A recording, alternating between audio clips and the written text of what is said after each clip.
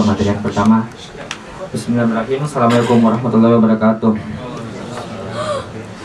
Pertama-tama marilah kita memanjatkan bersyukur atas kehadirat Allah Subhanahu wa taala karena berkat rahmat dan hidayah doa sehingga kita masih diberikan kesempatan, kesehatan dan nikmat Islam sehingga kita bisa berkumpul di tempat yang hangat ini untuk berkumpul bersama dalam acara Daurat Skobe yang ke-7 dan khususnya untuk mendengarkan materi pertama kita dari Pak Ustadz. Terus yang kedua, boleh kita hadirkan salam dan salawat kepada Nabiullah Muhammad SAW, Nabi yang membawa kita dari alam yang gelap gulita menuju alam yang terang benderang seperti sekarang ini. Baiklah, untuk karena jadwalnya kita untuk materi pertama 18.30 untuk mengefisiensikan waktu, langsung saja kita akan mendengarkan materi dari Bapak Ustadz Irsyad Safar LC MED. Kepada Ustadz dipersilakan dengan hormat.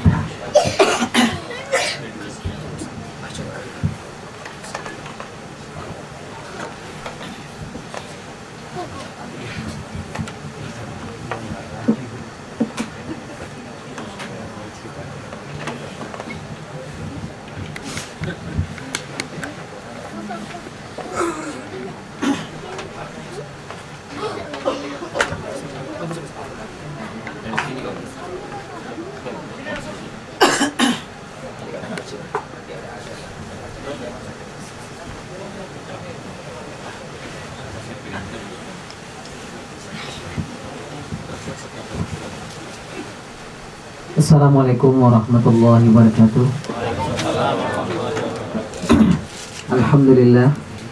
Alhamdulillahirabbil alamin.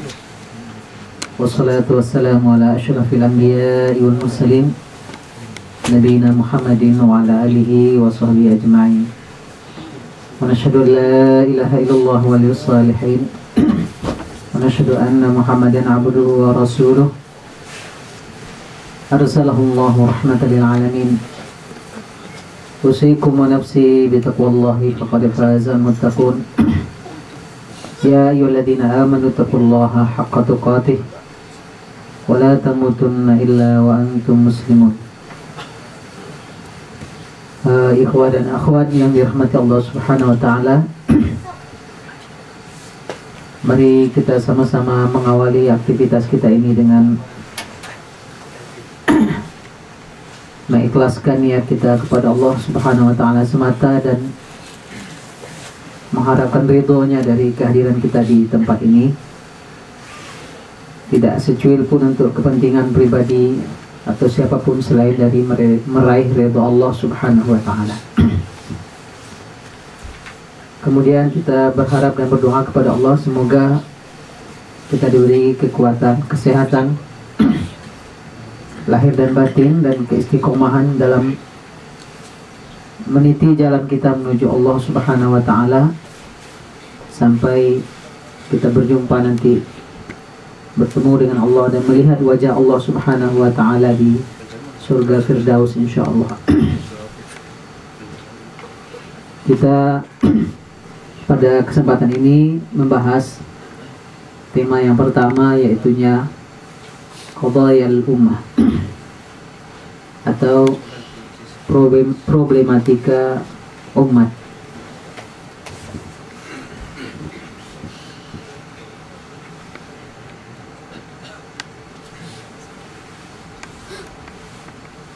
Ini sebenarnya kesimpulan materinya, tapi tidak usah diterangkan ini. Sebagian tidak ada barisnya juga. Ya. Kita mesti menyadari dan memahami bahwa semenjak wafatnya Rasulullah SAW dan sampai hari ini umat Islam menghadapi banyak sekali permasalahan atau problematika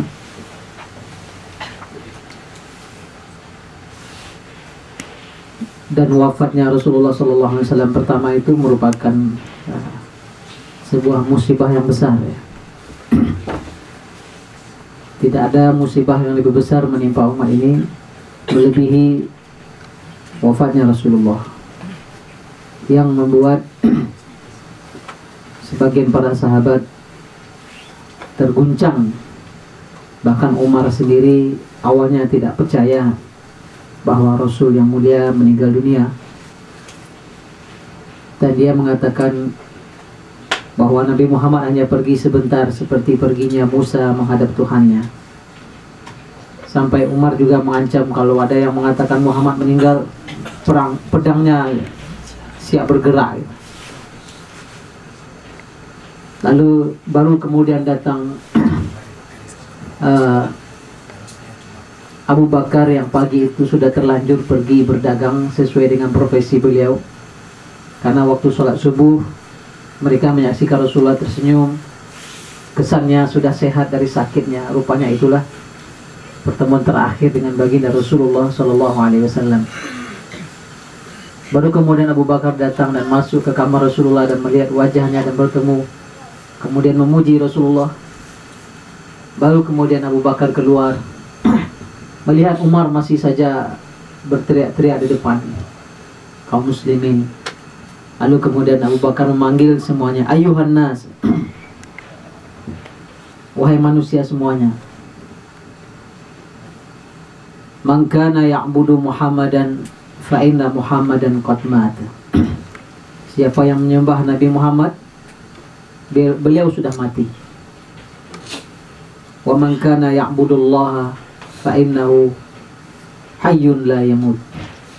Dan barang siapa yang menyembah Allah, Allah hidup, tidak pernah mati. Kemudian Abu Bakar membaca surah Ali Imran, wa ma Muhammadun illa rasul qad khalat min qablihi rusul afa imata aw qutila qalabtum ala aqabikum wa may yanqalib ala aqibaihi fala yadurrullaha syai'a wa sayajzillahu syakirin. Muhammad itu tidak ada hanya, melainkan dia hanyalah seorang rasul. Telah ada sebelum beliau rasul-rasul yang lain dan sudah wafat. Berarti dia juga akan wafat seperti rasul-rasul yang lain. Maka apakah jika Muhammad itu mati atau terbunuh, lalu kalian akan berpaling? Maka barang siapa yang berpaling, sama sekali tidak akan menimpakan mudarat kepada Allah, dan Allah akan membalasi orang-orang yang bersyukur. Begitu Rasulullah SAW wafat, timbul problema pertama, dan itu besar.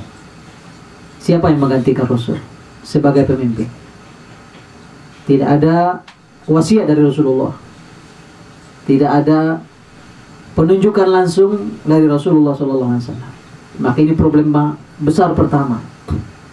Hampir saja umat Islam bertumpah darah kalaulah Abu Bakar dan Umar tidak piawai melewati situasi ini. Karena orang-orang penduduk Madinah sudah berkumpul dan menganggap mereka yang paling berhak menggantikan Rasulullah. Namun itu pun akhirnya bisa dilewati, dan Abu Bakar dibaiat menjadi khalifah setelah Rasulullah. Dan terus setelah itu bergulir dari generasi ke generasi, dari raja atau dari khalifah kepada khalifah, dan sampai tahun 1924 runtuhnya khilafah Islamiyah di Turki. Maka berakhirlah sejarah panjang khilafah Islamiyah sejak Rasulullah wafat, berakhir tahun 1924.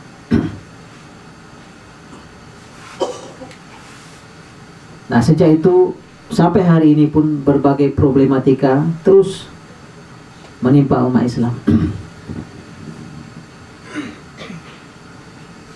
Kalau kita ingin simpulkan, maka secara garis besar ada dua problematika yang dihadapi oleh umat Islam. Yang pertama adalah problematika yang terus-menerus ada di setiap masa, juga di setiap tempat di mana ada umat Islam berada. Problematika jenis ini akan selalu ada. Ada juga problematika kedua adalah problematika kontemporer. Ya, problematika semasa atau saat ini yang betul-betul sedang dihadapi oleh umat Islam. Ini secara garis besar dua macam problematika umat yang kita hadapi saat ini. Tentunya masing-masing problematika ini saling mempengaruhi satu sama lain. Bisa jadi kadang menambah hadirnya problematika baru di tengah atau di dalam tubuh umat Islam.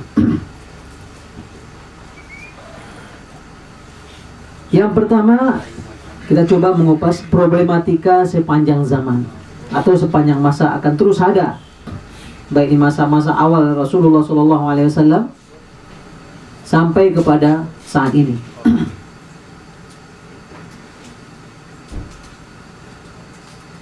Problematika sepanjang masa, sepanjang zaman ini akan selalu ada karena memang terkait dengan sifat, watak, karakter, keadaan manusia sebagai makhluk ciptaan Allah Subhanahu wa taala.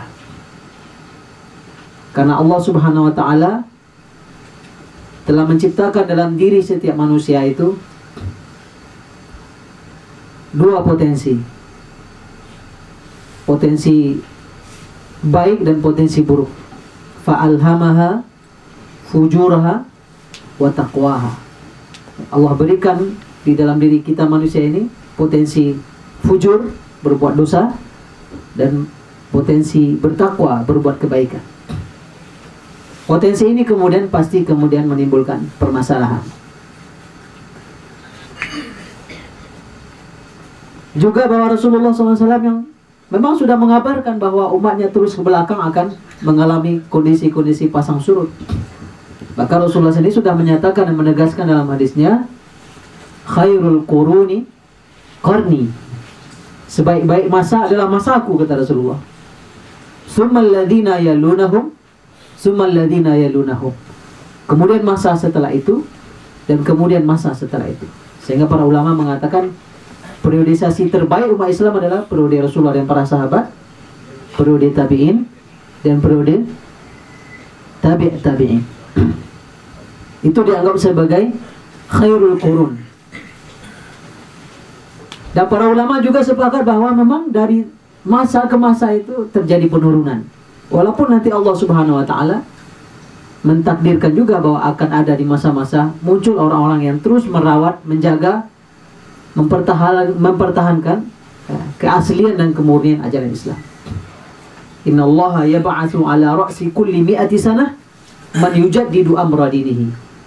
Allah akan mengutus setiap 100 tahun ada orang yang memperbaharui kembali agama Allah Subhanahu wa taala. Menjauh dari Al-Qur'an dan Sunnah, tapi nanti muncul ada lagi yang memperbaharui. Kemudian tenggelam lagi, ada lagi yang memperbaharui. Namun tetap saja memang generasi terbaik generasi Rasulullah dan para sahabat. Kemudian para tabi'in dan tabi'at tabi'in.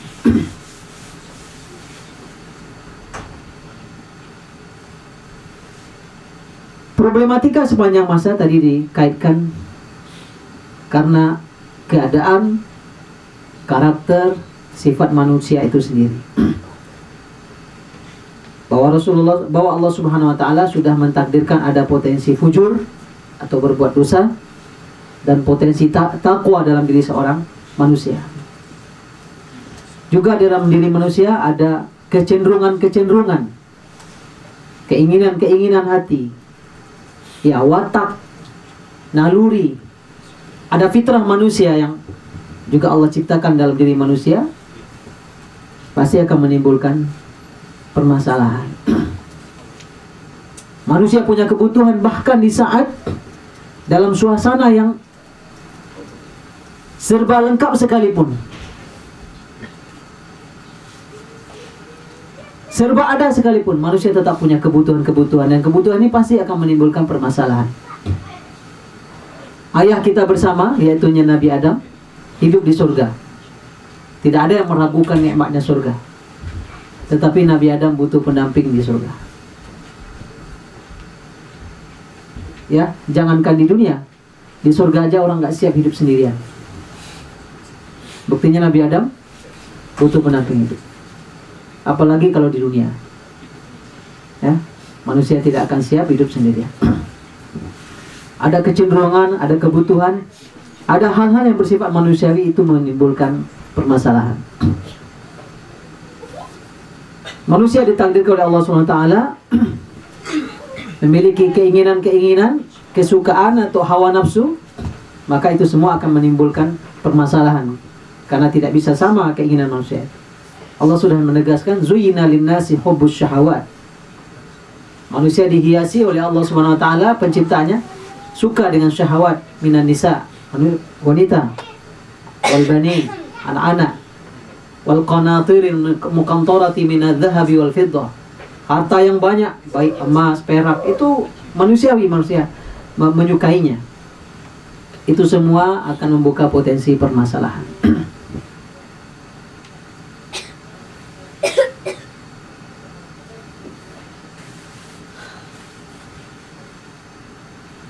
Kemudian sepanjang zaman, semenjak dari masa Rasulullah SAW sampai saat ini, berbagai macam penyimpangan-penyimpangan terjadi. Seperti tadi yang kita isyaratkan, selalu terjadi penurunan, kemudian muncul orang yang kemudian kembali memperbaharui agama ini, menjaga kemurniannya. Kita menyimak bagaimana di masa khilafah Utsman bin Affan mulai muncul fitnah sedikit-sedikit. Peralihan dari Utsman kepada Ali dengan syahidnya Utsman. Kemudian peralihan dari Ali ke Muawiyah, tidak sederhana permasalahan. Dan begitu seterusnya. Muncullah aliran-aliran yang menyimpang, muncullah pemikiran-pemikiran yang menyimpang. Karena manusia dan kecenderungannya tadi. Dan tumbuh begitu dan semakin meluas. Walaupun dengan adanya khilafah Islamiyah, dengan adanya tatanan umat Islam yang bernama khilafah Islamiyah, secara umum Islam masih terjaga karena ada tatanan. Sampai berakhirnya tatanan ini tahun 1924. Tapi secara umum selalu ada timbul permasalahan. Kita kalau membaca buku yang diterbitkan oleh Wami, aliran-aliran menyimpang di dalam tubuh umat Islam begitu banyak sih. Bahkan di negeri kita mungkin juga di satu provinsi saja kita akan menemukan banyak sekali sempalan-sempalan yang berinduk kepada Islam. Yang besar-besar saja begitu rumit kadang menyelesaikannya, apalagi yang kecil-kecil. Nah, ini penyimpangan-penyimpangan dalam perjalanan umat Islam ini juga satu sama lain menambah permasalahan umat Islam dari masa ke masa, sehingga terus meluas dan membesar.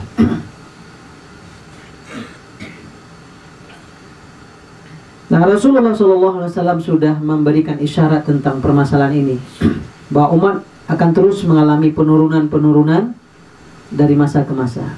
Hadis Hudzaifah yang terkenal ya, Rasulullah SAW mengatakan, takunun nubuwatu fikum ma sya'allahu an takun, thumma yarfa'uha fila sya'an yarfa'aha. Akan ada masa kenabian bersama kalian selama yang Allah kehendaki, kemudian Allah tarik, Allah cabut masa kenabian itu, berakhirnya dengan wafatnya Rasulullah. Thumma takunu khilafatun ala minhajin nubuwah, fatakunu ma sya'allahu an takun, thumma yarfa'uha idza sya'allahu an yarfa'aha. Akan datang setelah itu masa khilafah sejalan dengan metode dan jalan hidup kenabian selama yang Allah kehendaki. Lalu kemudian masa itu Allah cabut lagi selama yang Allah kehendaki. Thumma takunu mulkan 'addan fayakunu ma sya'allahu an yakun, thumma yarfa'uha idza sya'allahu an yarfa'aha. Lalu setelah masa kekhilafahan muncul raja-raja yang itu agak menggigit, agak zalim, agak aniaya, dan Rasulullah menggunakan bahasa di sini kerajaan, tidak lagi bahasa khilafah, walaupun namanya masih khilafah. Sampai waktu yang Allah kehendaki, kemudian Allah cabut lagi. Tsumma takunu mulkan jabariyah, fatakunu ma sya'allahu an takun, tsumma yarfa'uha idza sya'allahu an yarfa'. Lalu datang lagi masa raja yang sangat diktator, ya, yang otoriter, selama yang Allah kehendaki. Lalu kemudian Allah cabut lagi. Summa takunu khilafatan ala minhajun nubuwah summa sakat. Lalu akan datang lagi periodisasi kembalinya khilafah sejalan dengan minhaj kenabian atau nubuwah. Lalu Rasulullah diam. Nah, kita tidak tahu di periode mana sekarang umat Islam berada. Kalau dalam situasi yang kita lihat, kesan yang ada adalah, apalagi sekarang dunia Islam berada dalam periodisasi yang keempat ini, ya, dipimpin lumayan sengsara umat Islam. Umat Islam dipimpin oleh pemimpin-pemimpin dari darah mereka sendiri, sama bahasanya, sama suku bangsanya, sama darahnya, tapi kejam terhadap saudara sendiri. Itu yang terjadi di kebanyakan negeri Islam. Barangkali prediksi Rasulullah SAW ini, periodisasi yang keempat itu yang mayoritas ada di negeri Islam. Apalagi kita saksikan di tempat kita sekarang ini, ada kesan pelemahan mayoritas, ya, terjadi pelemahan mayoritas dan terjadi penguatan yang berlebih-lebihan terhadap minoritas. Mungkin ikhwah dan akhwat menyaksikan bagaimana takbiran dilarang di Jakarta, ya. Ada beberapa masjid yang diruntuhkan dengan gubernur yang baru. Itu realita. Tiba-tiba ada wacana doa di sekolah mau direvisi. Bagi yang menyimak ya informasinya, dengan Menteri Pendidikan yang baru, doa-doa di sekolah mau direvisi. Siswa dan pelajar mesti berketuhanan yang Maha Esa. Untunglah ribut umat Islam, ribut para ulama dan da'i, MUI protes keras, Ustaz Yusuf Mansur Twitter langsung ke Menteri Pendidikan, maka ditarik lagi ini, tidak jadi, ya. Karena gelagat-gelagatnya sudah terlalu banyak gitu. Awalnya mau dihapuskan Kementerian Agama, heboh, lalu banyak pihak yang komplain, protes, tidak jadi dihapuskan Kementerian Agama. Kayaknya perlu digertak terus oleh umat Islam supaya minoritas tidak dilemahkan. Nah, umat Islam terus diminta bertoleransi di rumah sendiri. Sementara kalau umat Islam menjadi minoritas, tak ada ruang untuk mereka untuk bergerak. Itu yang terjadi di banyak tempat. Ini yang miris kita. Nah, ini sejalan barangkali dengan prediksi Rasulullah SAW. Kalau saudara-saudara kita di Palestina sudah nggak bisa lagi kita sudah saudara sendiri yang ikut serta mencekik, menghabisi gitu, ya. Kalau yang berada di Gaza itu baru saja selesai Presiden Mesir menghancurkan semua rumah yang berada di perbatasan Rafah, radius 500 meter.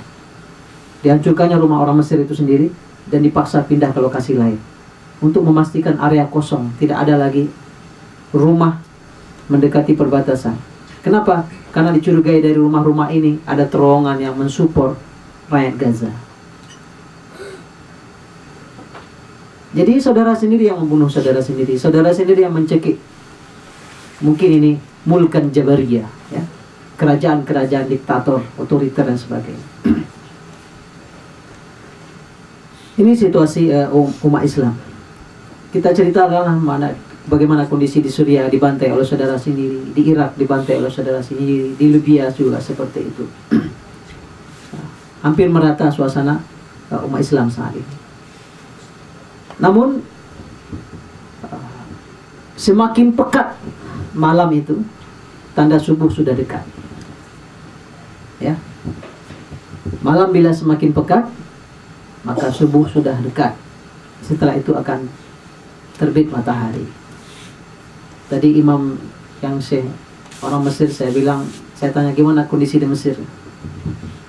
Ya, kita bersabar. Ini ibaratnya ibu hamil yang sedang kontraksi. Sakit memang, tapi sebentar lagi akan lahir bayi baru. Setelah kelahiran itu kita insya Allah akan tersenyum. Bagus juga beliau memberikan ilustrasinya. Nah, ini situasi umat Islam yang sudah diprediksi oleh Rasulullah SAW. Dan dalam hadis lain Rasulullah mengabarkan bahwa Islam ini akan sampai ke seluruh rumah di daratan Eropa itu nanti. Seluruh rumah baik yang terbuat dari kayu ataupun dari batu, rela atau tidak rela, mereka Islam akan sampai ke sana. Rasulullah SAW mengatakan juga, la taftahunna Konstantiniyah, fa ni'mal amiru amiruha, wa ni'mal jaisu jaisu hada, fa ni'mal jaisu jaisuha, wa ni'mal amiru amiru hadal jais. Atau kama qala Rasulullah SAW. Sungguh kalian akan merebut Konstantinopel, maka sebaik-baik pasukan adalah pasukan itu, dan sebaik-baik panglima adalah panglimanya. Dan sudah terbukti di tahun ke-7 Hijriah Konstantinopel jatuh ke tangan umat Islam. Kemudian kota itu diberi nama oleh Muhammad Al-Fatih sebagai kota Islambul, kota Islam. Lalu kemudian berubah menjadi Istanbul. Padahal ini bagian dari satu hadis yang serangkai, bahwa umat Islam akan merebut Konstantinopel dan akan merebut Roma. Seorang sahabat bertanya kepada Rasulullah, ayu madinatin tuftahu awalan ya Rasulullah. Kota mana yang lebih dahulu kita rebut wahai Rasulullah? Konstantiniyah Amrumiyah? Kota Konstantinopel yang kita rebut dahulu atau kota Roma? Lalu Rasulullah SAW menjawab, Madinatu Herakil awalan. Kotanya Heraklius yang pertama kalian rebut, yaitunya Konstantinopel. Sudah 7 abad terbukti separuh hadis. Sejak terbuktinya separuh hadis sampai hari ini juga sudah 7 abad. Kita menunggu separuh hadis kedua Rasulullah SAW, direbutnya kota Roma. Padahal kita sedang berada dalam kondisi sekarang ini, semakin lemah, semakin terpinggirkan dan sebagainya.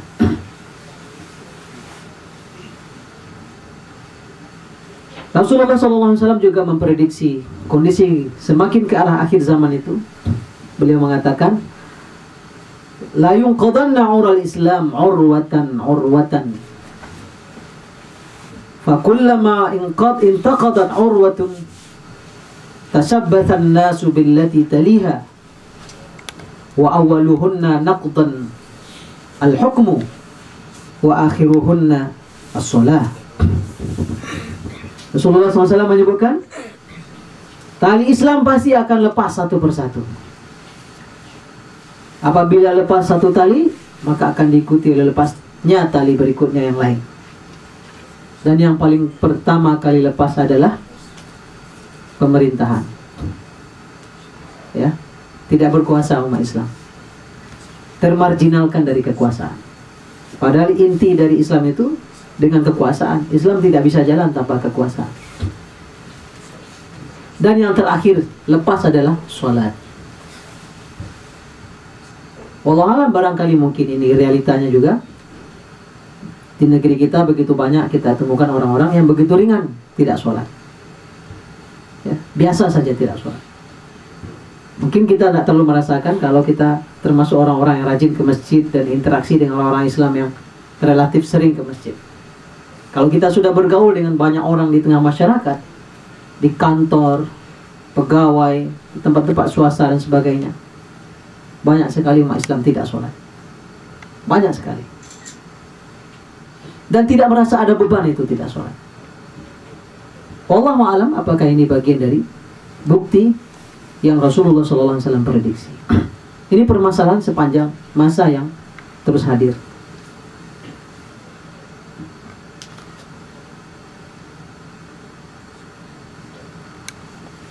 Akibat dari permasalahan yang timbul ini yang sepanjang masa hadir adalah umat Islam jahil atau bodoh terhadap agamanya sendiri.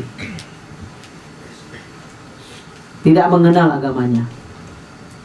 Dan jadilah Islam hanya sebagai status di KTP. Walaupun kemarin ada upaya-upaya menghilangkan agama dia. Kayaknya modelnya begitu, digertak atau dilontarkan kalau orang protes, tidak jadi dilaksanakan. Ya. Rasulullah SAW memang sudah mengatakan, bada al-islamu ghariban wa sayaudu kama bada ghariban fatuba lil ghuraba. Awalnya Islam itu dianggap aneh. Ketika Rasulullah baru berislam dengan beberapa para sahabat as-sabiqunal awwalun, mereka adalah dianggap aneh. Mereka dianggap orang bodoh, tukang sihir, gila, majnun ya. Itu awal-awal Islam seperti itu. Dan Rasulullah mengatakan, kembali di akhir-akhir Islam akan dianggap aneh. Bila ada orang menampilkan keislamannya secara kafah, secara menyeluruh, dianggap aneh. Janganlah terlalu fanatik. Nah, ini istilahnya nih. Jangan terlalu fanatik beragama. Kalau saya mengatakan tidak ada istilah fanatik. Yang ada adalah ada yang taat, ada yang kurang taat. Tidak ada istilah fanatik dalam beragama. Karena dalam agama ada kewajiban. Minimal itu mesti dilaksanakan, bukan fanatik. Di bawah kewajiban ada sunnah-sunnah. Itu terserah, orang berlomba-lomba. Ada yang banyak, ada yang sedang, menengah, ada yang minim. Maka tidak ada yang fanatik. Cuma kadang umat Islam sendiri yang mengatakan, jangan terlalu fanatik. Itu tetangga sebelah itu muslim fanatik. Istilah ini kan ada cara pandang seperti itu di tengah masyarakat. Jadi, orang yang menerapkan Islam dengan baik dicurigai.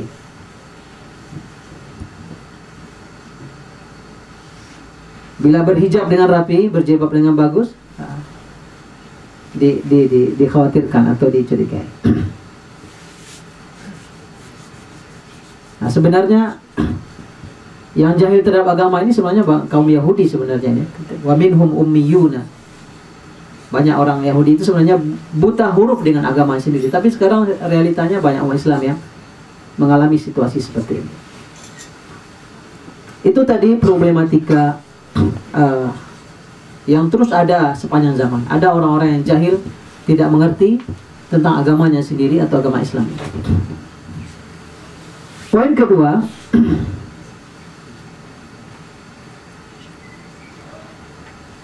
problematika kontemporer. Itunya problematika ini disebabkan oleh dua hal. Adanya penjajahan dan adanya kekuatan internasional yang terus menyerang atau menekan kekuatan atau umat Islam. Walaupun tetap saja ada andil ya, kelemahan dan permasalahan internal umat Islam punya andil menyebabkan problematika kontemporer ini bertambah. Ya, umat Islam menjauh dari agamanya, tenggelam dalam hura-hura dan sebagainya. Barat datang dengan kebangkitannya, menggunakan ilmu pengetahuan dan sebagainya, kemudian justru malah berubah setelah itu menjajah umat Islam. Kita semua mengenal istilah atau peristiwa perang salib yang cukup panjang berlangsung antara umat Islam dengan Nasrani. Nah, intinya yang terjadi adalah kondisi yang tidak seimbang. Umat Islam yang lemah, ya, lemah dalam berbagai sisi dan kondisi, juga jahil terhadap agama sendiri menghadapi Barat yang kuat. Ini menimbulkan banyak problematika. Nah, kita lihat bagaimana Barat kemudian memecah belah negeri Islam yang dulunya satu. Ada yang menjajah Libya, ya, Italia menjajah Libya, kemudian Inggris menjajah Lebanon, Prancis ke Mesir, Inggris ke daerah Irak atau Teluk, Belanda, Portugis sampai ke negeri Islam, Indonesia, dan seterusnya. Penjajahan-penjajahan ini tentunya juga menimbulkan problematika banyak sekali dalam tubuh umat Islam. Akibat dari penjajahan itu adalah munculnya berbagai institusi non-muslim di negara-negara Islam atau muassasat al-kafir, baik sekolah dan gereja. Terjadinya kemunduran peradaban, takhaluf al-madani. Lalu terjadi cara berpikir yang salah dalam diri umat Islam. Umat Islam tidak tahu skala prioritas. Nanti kita bahas juga, ada bedah buku fikih prioritasnya. Baik dalam beragama ataupun dalam sosial. Dalam beragama tidak jelas skala prioritas. Dalam sosial juga. Kita lihat umat yang untuk bayar uang sekolah anaknya nggak ada, tapi untuk merokok uangnya ada. Ya. Untuk beli HP dan pulsa ada gitu. Tapi untuk hal-hal yang lebih prioritas tidak ditemukan. Orang merokok setiap hari 10.000 satu bungkus, giliran kurban tidak ada uangnya untuk kurban. Padahal kalau 10.000 satu bungkus sehari, setahun udah 3,6 juta. Itu sudah, kalau di Padang sudah 3 ekor kurban, 3 ekor kambing. Juga ada tarkiban nafsiyan khati'an, situasi kejiwaan yang salah.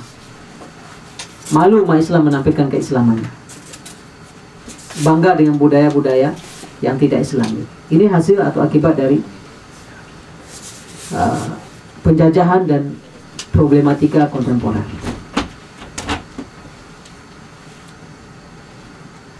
Dan yang seperti kita isyaratkan tadi, beralihnya kekuasaan ke tangan musuh atau kaki tangan musuh. Kita saksikan di banyak negara Islam seperti itu.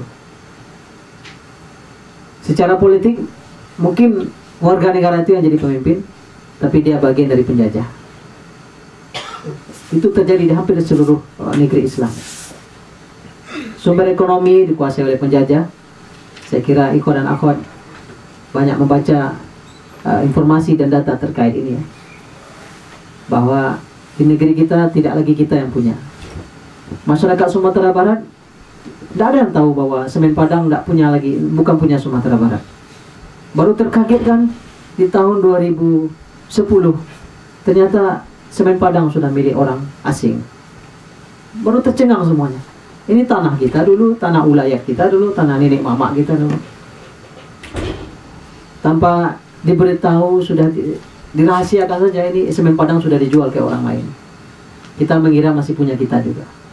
Panjang demonstrasi dahulu untuk menuntut kembalinya semen Padang ke tanah, ke tangan rakyat Sumatera Barat.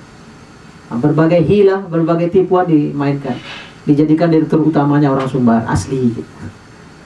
Tapi apa gunanya dirutnya orang Sumbar kalau saham terbesarnya udah bukan orang Sumbar yang punya, atau bukan orang Indonesia gitu.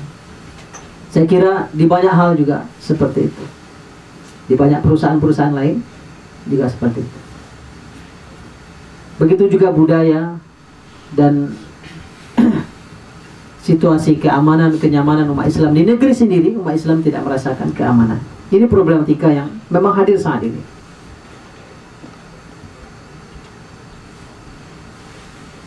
Ujungnya umat Islam menjadi ummah ghusaiyah, nah, istilahnya seperti itu. Seperti buih yang terombang-ambing, kadang ke barat, kadang ke timur, karena tidak punya kekuatan yang signifikan.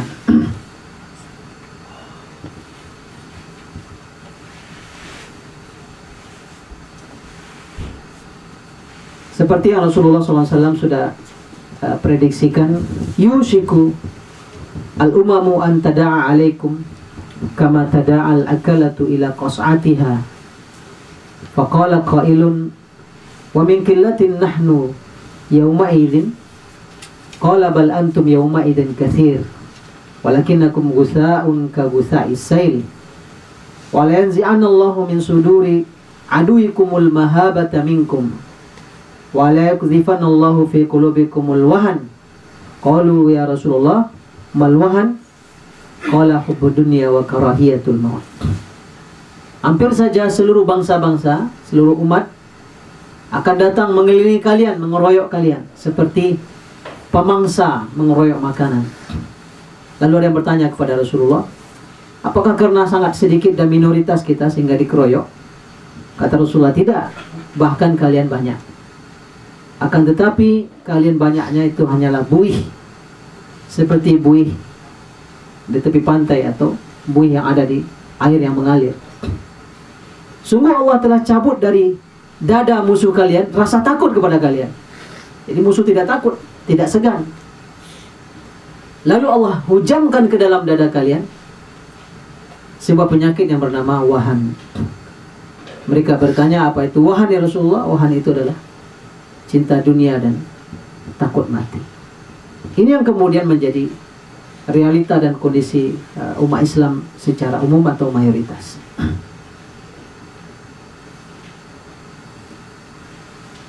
Dalam hadisnya Rasulullah SAW menyebutkan isyarat juga, la tattabi'unna sunana man qablakum shibran bi shibrin wa dhira'an bi dhira'in hatta law salaku juhra dabbin la salaktumuh. Qulna ya Rasulullah al-yahuda wa nasara, qala wa man? Ya, sungguh kalian akan ikuti cara hidup orang sebelum kalian, sejengkal demi sejengkal, sehasta demi sehasta, sampai mereka masuk lubang biawak pun kalian ikuti. Rasulullah menggambarkan, kata ulama hadis, lubang biawak itu, lubang biawak itu kecil dari tubuh kita, pasti lebih kecil dari tubuh kita, karena biawak lebih kecil dari kita. Tapi sampai selubang yang lebih kecil dari tubuh kita pun kita akan ikuti, kata Rasulullah. Kalian akan ikuti nanti itu. Lalu para sahabat bertanya, ya Rasulullah, yang kita ikuti Yahudi dan Nasrani? Kata Rasulullah, siapa lagi? Siapa lagi kalau bukan itu yang kalian ikuti? Ini hadis yang diriwayatkan Imam Bukhari dalam Sahihnya, memberikan gambaran bahwa kondisi umat yang kehilangan jati diri, kehilangan karakter dan watak aslinya sebagai seorang muslim dan muslimah, akibat dari berbagai macam gempuran-gempuran yang ditinggalkan oleh para penjajah, tambah dalam kondisi dirinya sendiri yang lemah, jauh atau jahil dari agama Islam. Nah, ini semua jalan keluarnya tidak lain adalah perjuangan atau jihad dalam bahasa lainnya. Alladzina jahadu fina lanahdiyannahum subulana. Orang-orang yang bersungguh-sungguh di jalan kami, kata Allah, sungguh kami akan tunjuki jalan kami. Wa innallaha lama'al muhsinin. Allah bersama orang-orang yang berbuat baik. Jalan keluarnya menyelesaikan problematika umat Islam, baik yang sepanjang masa terus ada, atau problematika kontemporer karena kondisi di sekitar kita. Tidak ada jalan lainnya kecuali perjuangan di berbagai lini, tulisan, harta, lisan, tangan, politik, di berbagai sisi kehidupan. Mungkin beberapa ikhwah ada yang mendapatkan di WhatsApp atau di grup BBM dan sebagainya terkait dengan mulai tayangnya hari Senin ya, film Assalamualaikum Beijing, karya Mbak Asma Nadia ya, dari novel beliau. Itu semacam ada gerakan besar-besaran mengajak agar mau pergi menonton. Masalahnya bukan sekedar masalah menontonnya, agar film-film Islam mendapatkan rating tinggi, kemudian masyarakat memberikan kepercayaan. Kalau 3 hari pertama itu film tidak laris, itu akan langsung turun dari bioskop, maka kalahlah pertarungan peradaban dan kebudayaan ini. Jadi perlu ada rekayasa untuk membesarkan, ya, untuk membesarkan karya-karya Islam. Ini baru tahapannya itu. Kita tak mungkin mengajak mereka semuanya ke masjid Qiyamul Lail gitu. Ini kita orang minoritas yang mau nih begini-begini. Yang di pasar sana, yang di kampung-kampung sana, jauh responnya kalau kita akan ajak sholat berjamaah lebih bagus lagi, menginap 2 hari di masjid, itu tidak ada dalam kamus mereka. Perlu ada rekayasa. Kemarin teman anak sendiri sama-sama dulu di Mesir, Habibur Rahman Syirazi, ya, Kang Habib juga memberitahu mulai hari Senin novel Ketika Cinta Bertasbih jilid 2 akan terbit rutin di Republika. Dia juga sampaikan kepada kawan-kawan untuk bersemangat membaca dan membelinya. Bukan masalah uang dan periklanan, tidak. Ketika itu mendapat respon besar, maka dia akan meraih posisi yang tinggi di di media, sehingga kemudian pilihan-pilihan umat Islam ke hal-hal yang mendukung Islam, hal-hal yang Islami, semakin ada kecenderungan itu. Jadi perlu ada rekayasa, di semua lini kehidupan.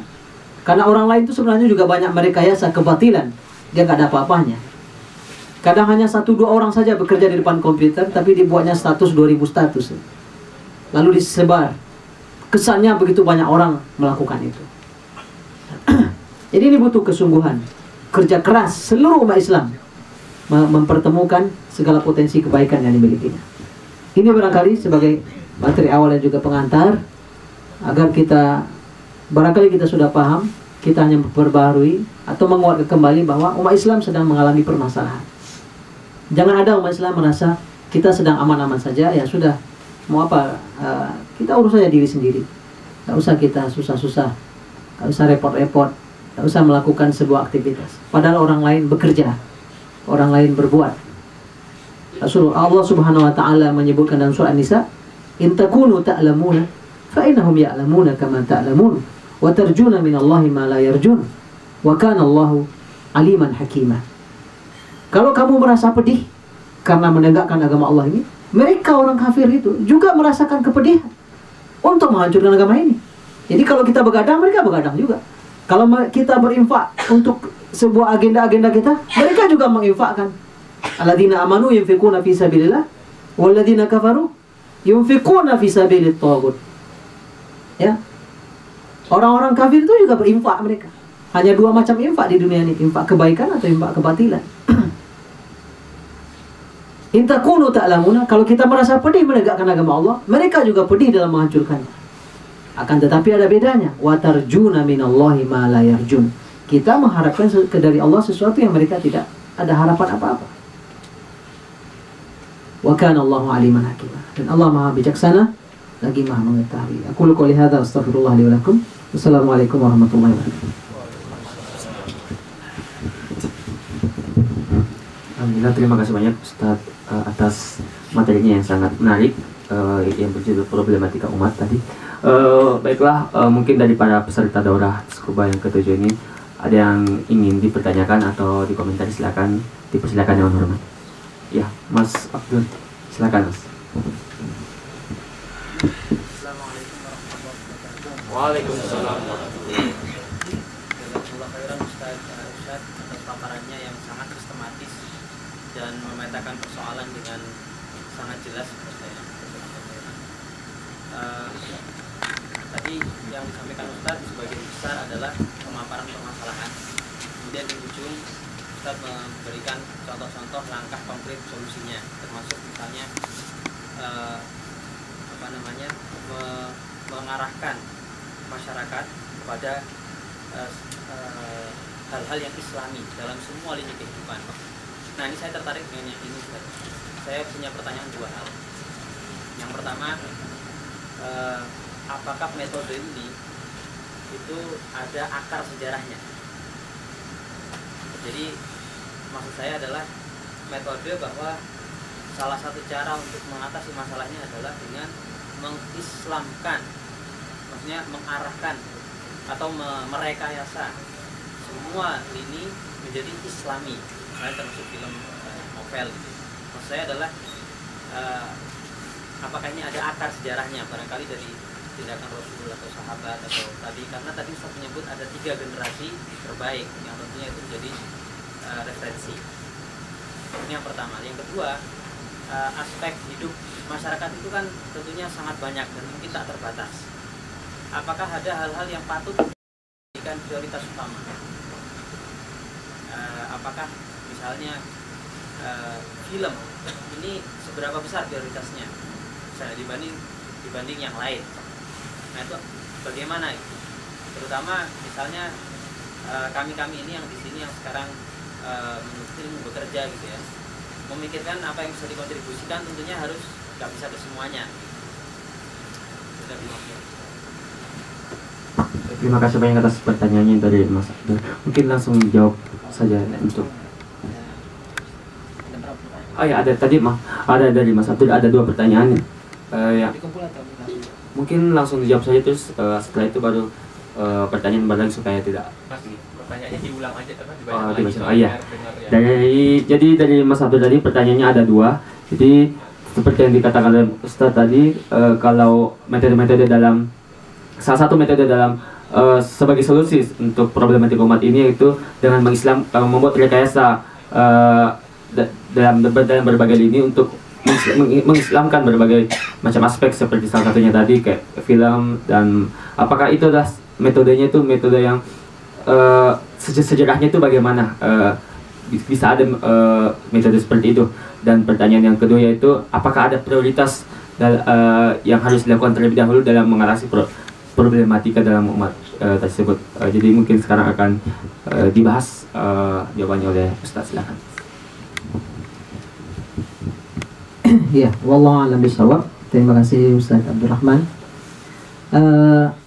Pertanyaan kedua terkait prioritas. Jadi nanti kita akan ada sesi bedah buku fikih prioritas ya. Ya, memang problematika umat itu begitu banyak sekali. Nanti ada yang besar, ada yang menengah, ada yang sedang. Kemudian juga situasi dan kondisi umat Islam juga beragam dan berbeda situasinya. Ibaratnya orang sakit, ada yang cukup dengan dosis 100 mg, ada yang dosisnya sudah dosis tinggi begitu. Dan begitu bercabang-cabangnya permasalahan ini, tentunya tidak bisa disamakan, juga tidak bisa kondisi satu negeri kemudian sama dengan negeri lain, pasti juga beragam situasinya. Nah, tentunya akan ada hal-hal yang sangat mendasar yang juga akan diperbaiki. Di dalam Islam tentunya suatu yang sangat mendasar adalah tentang kemurnian akidah, ya, pemurnian tauhid kepada Allah Subhanahu wa taala. Ini pun juga akan ada permasalahan pembicaraannya. Karena unsur-unsur yang terkait dengan tauhid ini ada yang merupakan usul, ya. Ada yang merupakan itu sangat mendasar prinsip. Kemudian ada hal-hal yang memang furu' yang dibahas itu mungkin di ruang-ruang ilmiah yang tidak perlu umat Islam ikut serta berdebat di dalam masalah itu. Juga panjang juga permasalahannya. Nah, nanti mungkin dalam pembahasan atau bedah buku fikih prioritas bisa kita perdalam pembicaraan ini. Kemudian yang pertanyaan pertama tentang sebenarnya tadi hanya sekedar contoh, ya, sebagai contoh bagaimana ada upaya-upaya serius menghadapi begitu besarnya gempuran-gempuran terhadap umat Islam dan ajaran Islam. Umat ini ada yang posisinya dia Muslim sejak lahir, tapi dia mu'allafati qulubuhum, ya. Artinya hatinya masih dilembutkan gitu. Dia sendiri kadang punya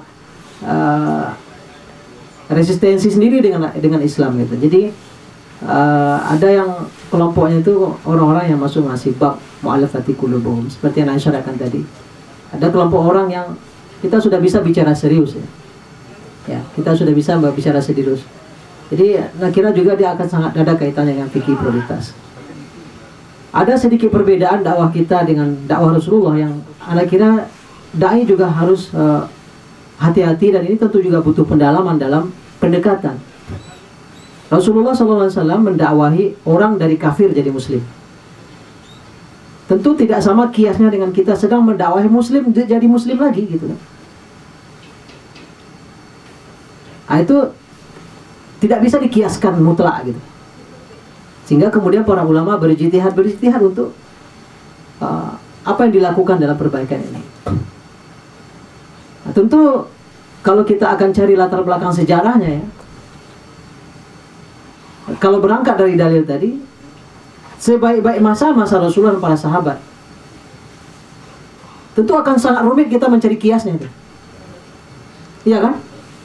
Sekarang umat Islam jumlahnya 1,5 miliar, ya. Tidak pernah terbayang Rasulullah sejumlah itu.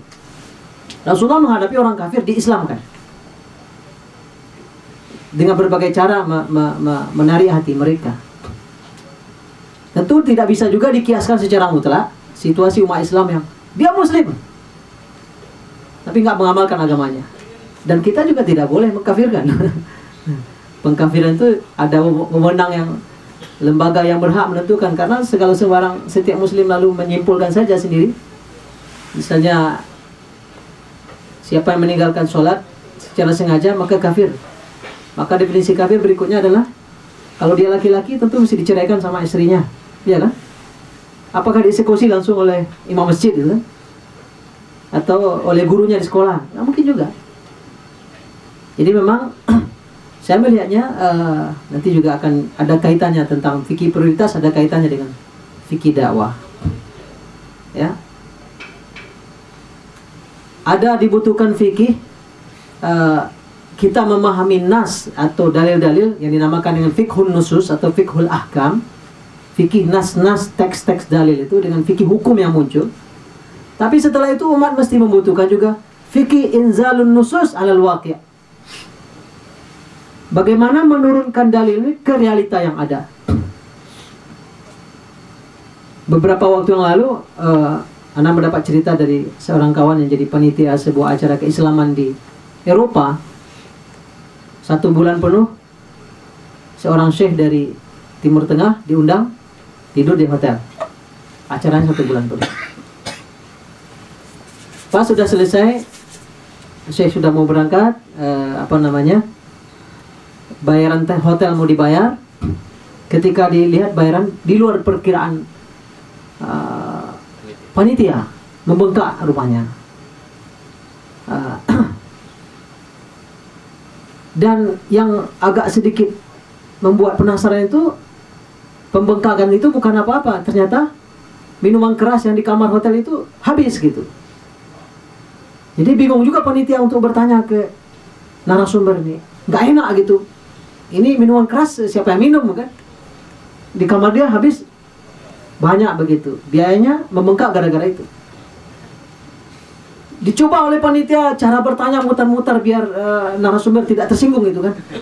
Syekh, ada nggak mazhab yang membolehkan atau agak membolehkan minuman tua dalam kondisi tertentu misalnya gitu kan. Ya, berusaha muter-muter nyari supaya, tapi nggak nyambung juga kan. Akhirnya terus terang aja lagi, Syekh, kwitansi hotel membengkak, yang bengkak ini kenapa? Oh begitu. Atau kenapa nggak tanya? Itu kan benda haram, nggak mungkin saya tidur dengan benda haram di kamar, maka saya buang itu. Tiap hari dibuangnya ya kan dihitung oleh orang hotel. Berarti bagaimana fikih menurunkan dalil ke realita yang ada gitu. Itu juga dibutuhkan oleh umat Islam. Nah, jadi secara spesifik mungkin saya tidak berani akan mengatakan dulu tidak ada film, sekarang ada film. Itu diperdiskusikan oleh para ulama tentang sarana dakwah. Ya. Dan para ulama kemudian juga dari waktu ke waktu kemudian ada yang merubah fatwanya, ada yang bertahan ya.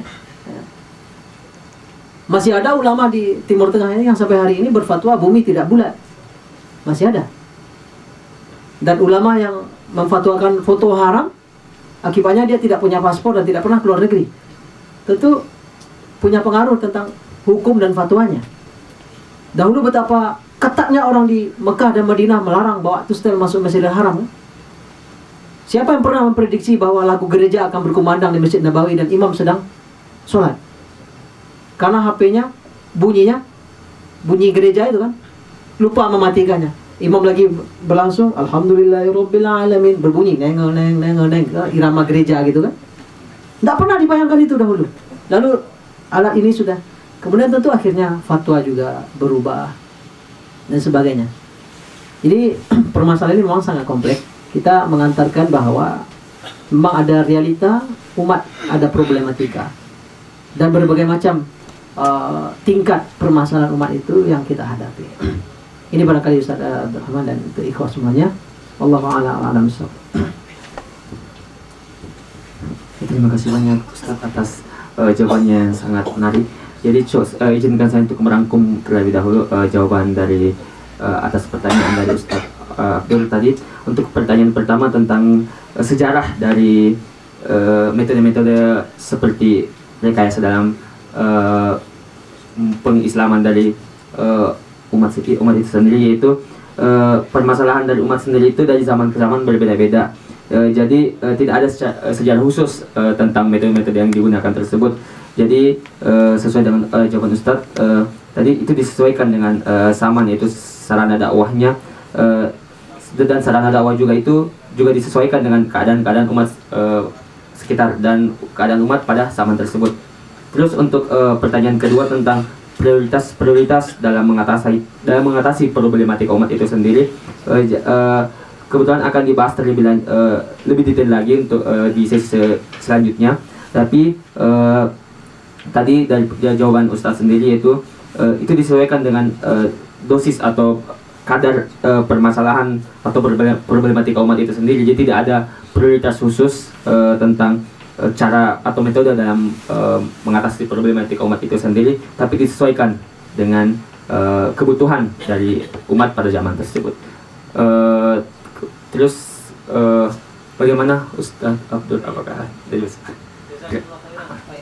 Terima kasih banyak. Terus untuk pertanyaan kedua, mungkin untuk pertanyaan kedua sebelum bertanya mungkin bisa disebut nama dan asalnya supaya bisa lebih mempermudah komunikasi. Ada yang silakan. Assalamualaikum warahmatullahi wabarakatuh. Waalaikumsalam. Ustaz, saya mau mewakili ini ya, mewakili Ahwat. Pertanyaan tadi ada yang kirim. Jadi tadi Ustaz kan menyampaikan salah satu solusi konkret dari problematika umat itu adalah dengan melakukan jihad perjuangan di segala hal. Salah satunya itu ya di kesenian, misalnya di bioskop, film, di novel dan lain-lain. Nah, mengenai ini ada dua pertanyaan dari Ahwat. Yang pertama, bagaimana hukum menonton bioskop, Ustaz? Mengingat di Indonesia banyak hal negatif tentang image bioskop. Misalnya, melakukan hal-hal yang tidak benar di dalam kegelapan. Mungkin bisa itu sendiri, Ustaz ya. Itu pertanyaan pertama, Ustaz. Pertanyaan yang kedua, industri perfilman itu akan membutuhkan artis. Nah, bagaimana hukum profesi artis itu bagi seorang Ahwat Islam, bagi Ahwat Muslim? Gitu, Ustaz. Ada dua pertanyaan. Jelas kali ya, insyaallah. Terima kasih banyak atas. Tambahannya mungkin satu lagi yang gambar, Ustaz. Orang-orang yang buat ilustrasi. Ya, terima kasih untuk pertanyaannya dari Mas Jimmy dan Mas Indra. Baiklah, untuk saya rangkum kembali dulu untuk pertanyaannya sendiri. Pertanyaannya itu salah satu metode jihad yang disampaikan oleh Ustaz adalah dengan dalam bidang perfilman atau dalam bidang kesenian. Bagaimana pendapat Ustaz tentang menonton bioskop?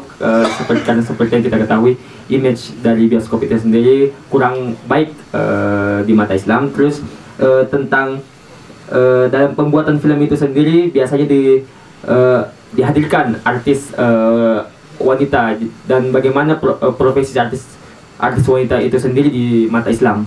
Terus tadi tambahan juga pertanyaan tentang gambar atau ilustrasi visual, mungkin bisa dijelaskan Ustaz, dipersilakan yang hormat.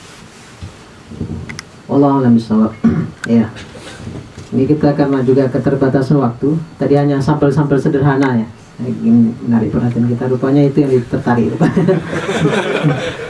Ya. Ada masyarakat dia dosisnya butuh itu. Tapi orang seperti kita nih tentunya itu makanan kita kan. Barangkali ya. Ada yang mungkin cara lain kita untuk menguatkan terus keislaman kita. Tentunya perjuangan itu mulai dari pendidikan, ekonomi, ya, perbaikan suasana sosial, peraturan dan perundang-undangan. Tentu itu yang akan dikerjakan. Dan itu nanti akan besar pengaruhnya dengan kekuasaan. Saya contohkan sederhana, di Payakumbuh wali kotanya alhamdulillah dari kalangan aktivis Islam. Contohnya kota saya sendiri. Kota Payakumbuh wali kotanya dari aktivis Islam. Alumni ITB. Orang Payakumbuh asli. Begitu dia duduk, karena dia masih ada hubungan keluarga dengan istri saya, dan dia kenal juga dengan saya sendiri. Ketika merancang pembangunan Payakumbuh 5 tahun ke depan atau membuat RPJMD, saya diminta tim ahli untuk pendidikan. Maka dari pengalaman yang ada dan kawan-kawan juga, akhirnya dalam rancangan itu kita buatlah target-target di pendidikan itu untuk perbaikan moral dan membangun kehidupan beragama di kota Payakumbuh. Dan dia akan tersupport oleh anggaran. Kalau kita berteriak-teriak di masjid, ceramah ribuan kali di ratusan masjid, belum tentu orang berubah. Seorang wali kota dengan SK-nya saja, berjilbab semua sejak SD sampai SMA. Keluarkannya SK wali kota, seluruh muslimah di kota Payakumbuh sekolahnya SD sampai SMA wajib pakaian muslimah. Minimal dari jam 7 pagi sampai jam 3 udah tutup aurat, minimal. Coba kita ceramah bertahun-tahun, belum tentu orang semua pakai. Kan ini bagian dari merekayasa, regulasi dihadirkan. Kita buatlah, ini ada contoh yang lebih besar ya. Tadi kan contoh sederhana aja. Seluruh SD, SMP, SMA, SMK, se-Kota Payakumbuh, jam pertama pelajaran sekarang wajib menghafal Al-Quran dan sudah berlangsung sejak awal tahun ajaran.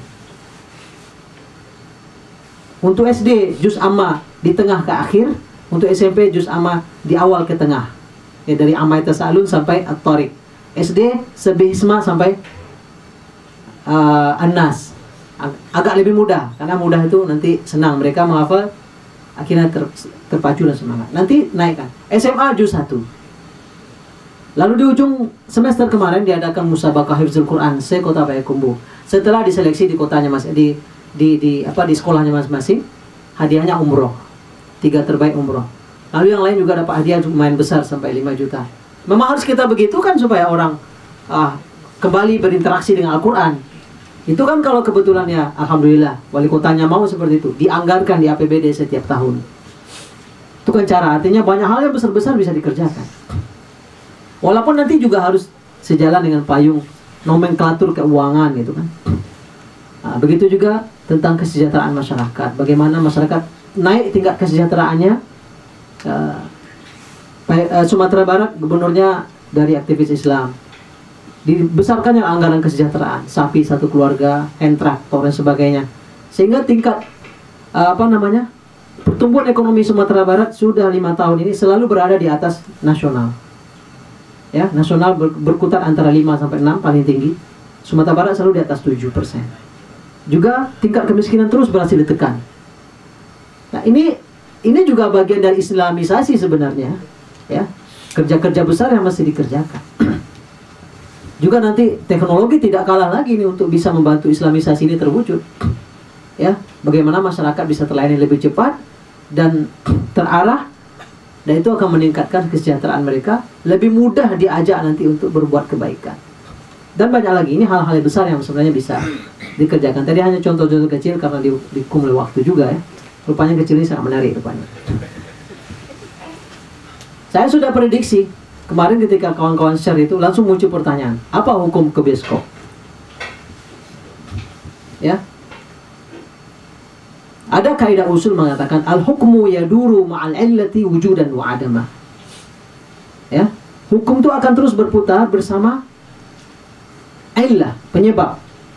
Kalau penyebab itu ada, hukum ada. Kalau penyebab itu tidak ada, hukum nggak ada. Anda tanya ikhwah semuanya, apa hukumnya main biliar? Nggak ada hadisnya, nggak ada dalilnya. Tergantung siapa yang memainkan dan bagaimana situasinya. Dia berubah haram ma'aghairihi karena hal yang sekitarnya. Ada tua di situ, ada wanita pelayan yang tidak benar. Di lembaga-lembaga dakwah besar di Kuwait, di tempat permainannya itu ada biliar, ada baby food. Di kampus-kampus kita di Kuwait, di tempat di asrama kita, disediakan biliar. Hanya untuk tasliyah saja, ya juga nggak tiap hari, mungkin sekali seminggu. Tapi mayoritas kesibukan sudah kuliah, sudah sholat 5 waktu. Jadi pembahasannya tentu tidak mutlak. Kalau itu aja kerjaannya, ya sudah. Yang halal saja bisa jatuh kepada yang haram kan. Jadi apabila ada penyebab, muncul hukum. Aslinya bioskop itu, bangunan bioskop itu tentu tidak bisa dihukum sebagai halal dan haram. Pertarungan sedang berlangsung. Nah, tadi mungkin anak sambung dari apa yang jawaban tadi. Al-harbu khid'ah. Perang itu adalah tipu daya. Dan perang itu tidak mesti bersenjata. Kalau tadi ada yang rekayasa, Ustaz Abdurrahman bertanya, saya ingat ada ketika Khalid bin Walid membawa para sahabat dalam perang Mu'tah, ada teori rekayasa. Ketika 3 panglima sudah syahid dan pasukan cuma 7.000 menghadapi 200.000, ini gimana menyelamatkan yang 7.000 ini? Maka pakai rekayasa. Pasukan dibariskan oleh Khalid bin Walid agak panjang ke belakang, tidak melebar ke tepi. Yang menyerang hari ini sebelah kanan dipindahkan ke kiri, besok begitu lagi. Di belakang itu dibikin suara yang ribut. Kesannya ada bala bantuan dari Madinah. Sehingga pasukan Romawi mundur. Mundurnya pasukan ini membuat peluang Khalid bin Walid membawa pasukannya kembali ke Madinah. Dan Rasulullah mengatakan Khalid bukan lari dari pertempuran, tapi dia bergabung kepada fi'ah yang ada. Fi'ahnya itu Rasulullah dan para sahabat. Rasulullah ketika hendak menyerang kota Mekah, memang contoh-contohnya kalau di masa Rasulullah, karena sepanjang hidup Rasulullah di Madinah sampai akhir hayatnya, yang ada hanyalah peperangan. Nanti para ulama berdebat tentang sholat jamak dan qasar, itu kan permasalahannya ada yang mengatakan tidak ada jamak karena hanya ada kalau perang. Karena mayoritas Rasulullah dan safarnya perang. Tapi para ulama lain mengatakan bukan karena perang dan susahnya itu, tapi karena mutlaqus safar, karena semata-mata ada perjalanan. Nah begitu juga tipu daya ini dalam pertempuran yang besar umat yang sekarang berlangsung. Selama umat tidak melakukan yang haram, itu umat bisa saja melakukannya. Nah, seperti yang sudah Anda prediksi, begitu muncul apa hukumnya ke bioskop? Kalau ke bioskop itu orang baik-baik semuanya, tidak melakukan yang dicurigai tadi itu.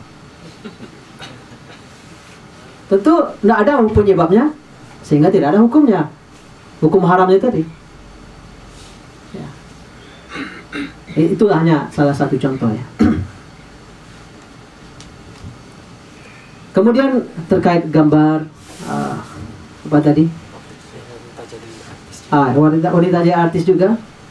Memang ini akan ada juga banyak porsi-porsinya. Ada yang memang sutradaranya kepalanya sudah terislamisasi ya. Seperti almarhum Khairul Umam ya. Ya. Memang interaksinya dengan dunia Islam dengan pengetahuan Islam, dan dia sendiri dah mengalami ya. Semoga kita doakan kepada Allah dia dalam keadaan husnul khatimah. Ya. Masih ada memang dia memakai cover Islam orang-orang yang meraih keuntungan di balik itu. Tapi ada sutradara yang sudah. Nah, kalau sutradaranya dan semua penasihat-penasihatnya mengawal itu, pastilah pelaksananya, artisnya pun juga akan sangat dijaga begitu. Walaupun 100% pasti akan ada juga unsur-unsur yang kemudian menjadi catatan.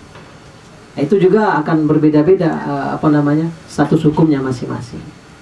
Tapi kita belum menemukan yang ideal barangkali. Pernah Yusuf Qaradawi demi untuk menyemangati seorang artis terkenal di Mesir, Anwar Syarif ya, Nur Syarif. Siapa yang tidak tahu orang Mesir, dia memerankan film apa? Yang jelek-jelek, yang rusak-rusak. Tapi begitu beberapa kali dia memerankan peran-peran bagus sebagai kepala rumah tangga dan sebagainya. Kalau seorang ulama yang benar, dipujinya yang bagus itu, tapi tanpa menyebut yang salah. Saya apresiasi beliau ini main yang bernilai, berkarakter, yang berakhlak, bermoral. Itu aja dipujinya. Maksudnya apa? Agar dia terus tersemangati kepada yang baik. Ya, kadang kan kita tidak sabar. Apa tuh ini aja yang Islami, yang sebelum-sebelumnya itu apa tuh? Nah, kalau begitu mengomentarinya, melawan orang kan? Ini cara pandang yang cara ulama melihatnya. Walaupun ada orang memprotes sikap Yusuf Qaradawi ini ketika memuji Nur Syarif. Tapi pertempuran ini begitu dahsyat, ya. Yang ini akan terus hadir menggempur umat. Gimana membendungnya? Umat juga tidak ada pilihan. Umat itu umat yang tadi, yang kebenaran saja dilawannya, bukan mau diamalkan. Nah, juga bisa melihat bagaimana efeknya kepada anak-anak kita, generasi kita kan. Tidak mungkin anak itu akan dipaksa duduk. Kita ingin anak kita hafiz Al-Quran, duduk di masjid. Ya, tapi dia juga manusia yang di kiri kanannya lingkungannya selalu hadir. Dia nggak mungkin kita pasang kacamata kuda. Maka dia mesti siap juga menghadapi masyarakat yang seperti itu. Nah, dia apa pilihan yang dilihat? Ketika hadir di, katakanlah di tanah airnya, Laskar Pelangi gitu, Negeri 5 Menara, yang penuh karakter itu mewarnai anak-anak. Yang seperti ini kan perlu kita beri dukungan supaya eksis. Kalau nggak ada dukungan, dia nggak dieksis, hilang. Hadirlah terus yang rusak. Sekarang yang parah sekali Indonesia kan kisah Mahabharata. Itu tiap sebentar ditonton di rumah tangga umat Islam. Nggak semua orang siap tidak punya televisi. Nggak semua orang siap. Ya, jadi ini situasinya barangkali ya. Barangkali sudah secara umum ya, secara umum. Wallahu a'lam bishawab. Terima kasih banyak atas jawabannya Ustaz. Izinkan saya untuk merangkum secara singkat terlebih dahulu. Untuk pertanyaan pertama tentang hukum ke bioskop, bagaimana hukumnya, bagaimana pergi ke bioskop itu di mata Islam, berdasarkan jawaban dari Pak Ustaz sendiri.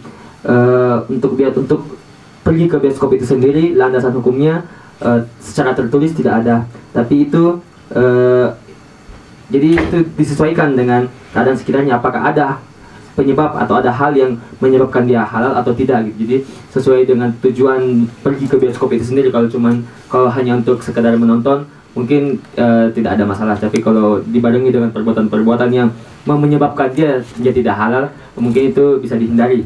Terus untuk yang kedua yaitu tentang seorang wanita yang menjadi artis atau mengenai gambar di mata Islam itu sendiri.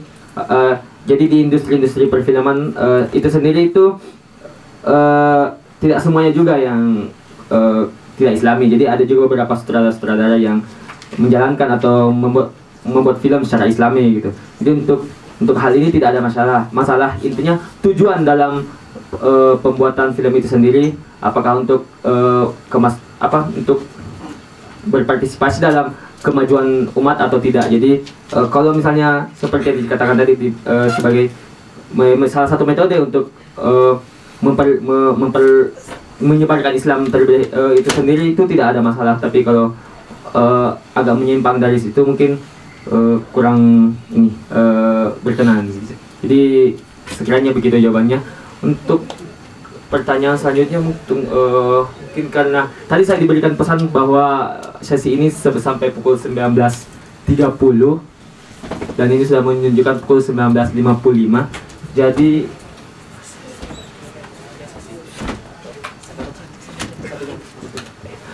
jadi katanya kita bisa melanjutkan sampai pukul 20, jadi 5 menit. Jadi mungkin kita bisa satu pertanyaan lagi, satu dari satu penanya. Mungkin ada dari para peserta Daurat Scuba yang ingin bertanya lagi.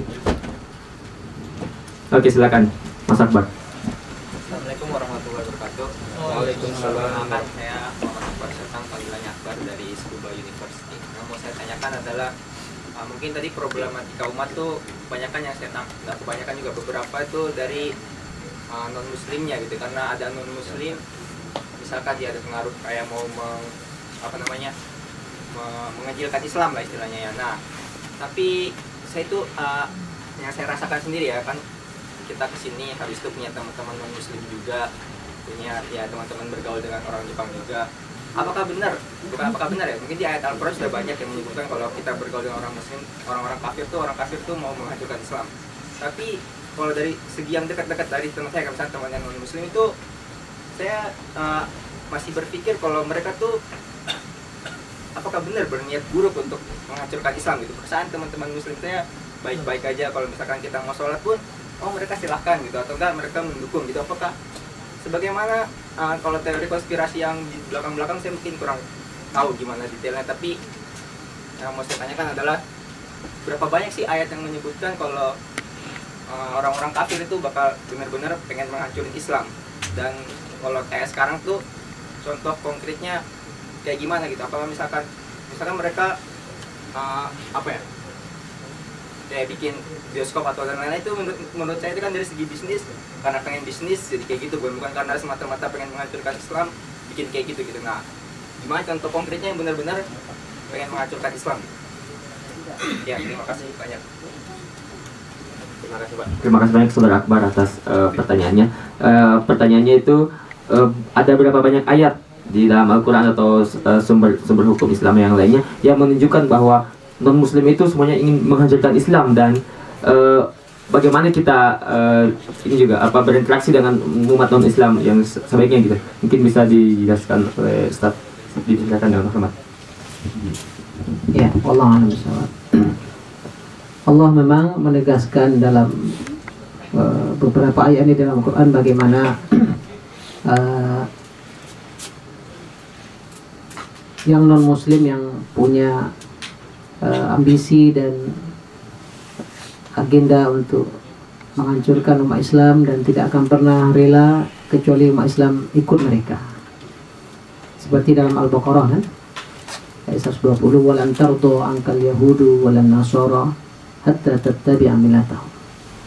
Sekali-kali tidak akan rela, tidak akan ridha terhadap engkau orang Yahudi dan Nasrani sampai engkau mengikuti agama mereka. Juga di awal juz 7 dalam surat Al-Maidah, Allah Subhanahu wa taala menyatakan, la tajidanna asyaddan nasi adawatan lil ladzina amanu al-yahuda wal ladzina asyraku wa la tajidanna aqrabahum mawaddatan lil ladzina amanu alladzina qalu inna nasara. Sungguh engkau akan dapatkan yang paling besar permusuhannya kepada orang-orang beriman adalah Yahudi dan orang-orang musyrik. Dan sungguh kalian akan dapatkan yang paling dekat kecintaannya kepada orang-orang beriman adalah orang-orang yang berkata kami Nasrani. Ya. Wala yazalu alladziina kafaru yuqatilunakum hatta yaruddukum an dinikum in istata'u. Dalam Al-Baqarah juga. Akan terus saja orang-orang kafir itu memerangi orang-orang beriman sampai mereka berhasil memurtadkan. Ini ayat dan juga banyak lagi hadis-hadis yang menginformasikan seperti itu. Tapi tentunya ini tidak dipahami bahwa seluruhnya itu pekerjaannya. Yang mengerjakan bisa jadi sekelompok atau beberapa kelompok besar ya. Kepada mereka-mereka ini kita memang tidak bisa berbaik-baik dengan mereka. Tapi orang-orang Yahudi atau Nasrani atau orang kafir musyrik lain yang berdamai aja dengan kita tadi itu, kayak teman-teman kita sama kuliah, tidak ada hak kita nyakiti dia. Kalau kita tidak diperangi, tidak dianiaya, nggak diusir, dan mereka tidak bekerjasama mengusir kita dari kampung kita, tidak terlarang kata Allah dalam surat Mumtahanah itu kita untuk berbuat baik, malah tidak terlarang. Ada orang Kristen tetangga kita di Jakarta misalnya, oh ini orang Kristen nih, kata Allah kan tidak akan ridho orang Kristen kecuali kita sampai murtad. Kita sakiti dia, nggak boleh. Itu nggak ada salah apa-apa. Kalau ada orang Yahudi di Palestina membunuh orang Muslim di Palestina, bukan berarti kita ambil pisau di belakang lalu kita ada Yahudi di sebelah rumah lalu kita selesaikan. Nggak boleh, dia nggak ada urusannya. Sebagai bukti, ketika Yahudi Bani Qainuqa melakukan kesalahan di Madinah, membunuh seorang sahabat Rasulullah, telah menyakiti seorang wanita muslimah, hanya Qainuqa saja yang diperangi dan hanya Qainuqa saja yang diusir dari Madinah.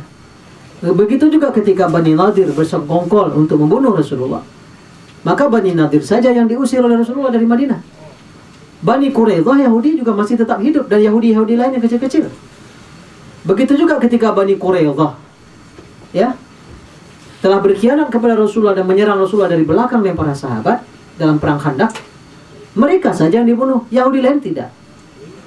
Buktinya Rasulullah wafat, Rasulullah baju besinya tergadai dengan seorang Yahudi. Berarti masih ada Yahudi lain di kota Madinah. Jadi non-muslim yang ada dekat kita berdamai, membiarkan kita mengamalkan agama kita sendiri, tidak ada masalah.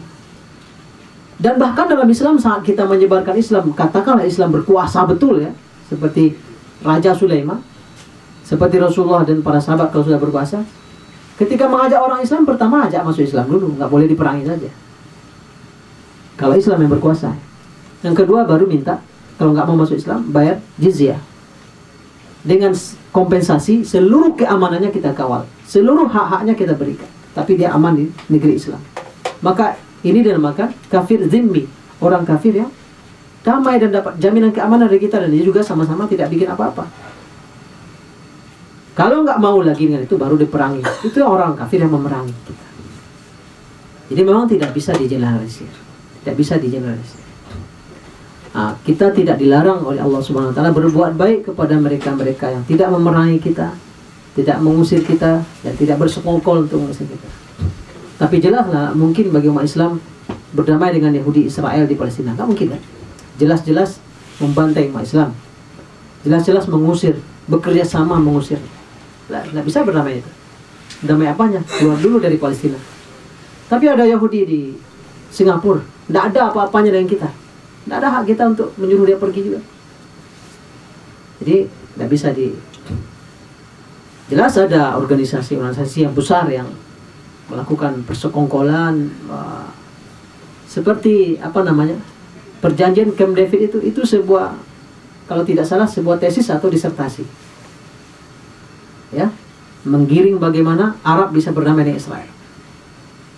Itu memang dibuat, direkayasa, dirancang sedemikian rupa sampai tesis itu terbuktikan, terlaksana begitu.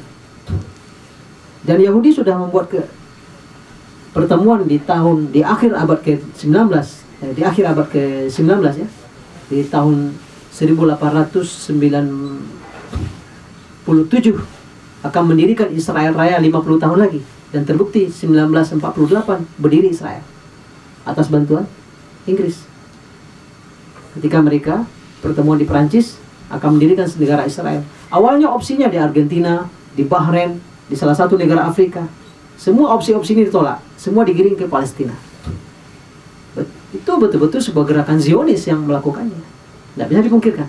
Dan terbukti 1948 diproklamirkan negara Israel di atas jajahan bumi Palestina.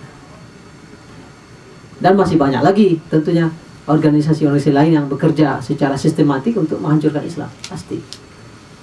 Kalau kita lihat kalau saya kan orang Sumatera Barat nih, yang menerima transmigrasi ke Sumatera Barat sejak tahun 63-62, yang ketika datang dari Jawa itu Muslim semuanya statusnya. Saya datangi sebuah desa tahun 90 di Sumatera Barat, yang dulu tahun 63 datangnya 100% Muslim. Saya datang tahun 90, tinggal 20 kakak saja lagi dari 120 kakak yang Muslim. 100-nya sudah murtad. Ya. Jadi bahwa realita ada kristenisasi, ada pemurtatan, ada gerakan sistematik melakukan, ada, jangan dikatakan tidak. Orang Minang yang tidak pernah ada masuk Kristen, sekarang sudah banyak orang Minang jadi pendeta. Sudah lebih angka dari 200 orang Minang jadi pendeta. Berarti ada kristenisasi, ada organisasi yang mengerjakannya. Nah, jadi kita tidak nafikan itu, dan juga kita tidak boleh kalau ada di sekitar kita yang wallahu a'lam bishawab. Assalamualaikum warahmatullahi wabarakatuh. Jadi karena keterbatasan waktu, mungkin saudara Pak dengan jawaban Pak Ustaz. Untuk acara selanjutnya akan diserahkan kepada seksi acara. Silakan. Baik, alhamdulillah, jazakumullah khairan kafiran untuk Ustaz Irsyad dan Mas Karim yang sudah memoderasi diskusi kita. Dan insyaallah saat lagi kita akan sholat isya berjamaah, dan yang akan menjadi muazin adalah dari kelompok 2. Dan setelah sholat rawatib nanti insyaallah ada kultum yang akan disampaikan oleh kelompok 1. Baik, demikian. Jazakumullah khairan katsiran. Assalamualaikum warahmatullahi wabarakatuh. Tiap peserta mohon itu ada air putih, satu orang satu ya, bisa diambil. Afwan, air putihnya telah.